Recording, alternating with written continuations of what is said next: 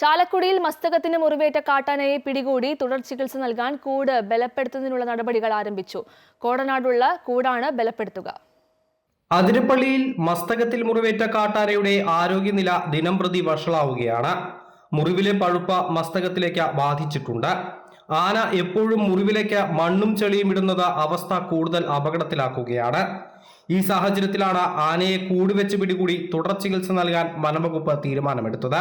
ഇന്നലെ chief wildlife വാർഡനും doctor Arun സക്കരയുടെ നേതൃത്വത്തിലുള്ള സംഘവും ആനയെ നിരീക്ഷിച്ചിരുന്നു. എന്നാൽ കോടനാടുള്ള കൂടിന് ബലക്ഷയമുള്ളതിനാൽ പുതിയ കൂട് നിർമ്മിച്ചെങ്കിൽ മാത്രമേ ആനയെ പിടികൂടാനാകൂ. നിലവിലുള്ള കൂട് ബലപ്പെടുത്താനാണ് വനംവകുപ്പിന്റെ തീരുമാനം. അതിനായി മൂന്നാറിൽ നിന്നും തടികൾ എത്തിക്കണം.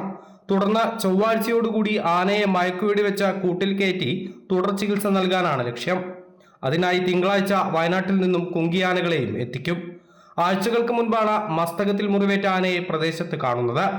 വനംവകുപ്പിന്റെ ഉത്തരവ് പ്രകാരം ഡോക്ടർ അരുൺ സക്കരയുടെ നേതൃത്വത്തിലുള്ള സംഘം പ്രാഥമിക ശുശ്രൂഷ നൽകി ആനയെ കാടുകയറ്റിയെങ്കിലും മുറിവുണങ്ങാത്തതിനാൽ ആനയുടെ ആരോഗ്യസ്ഥിതി മോശമാവുകയായിരുന്നു. അമൃത ന്യൂസ്, തൃശൂർ.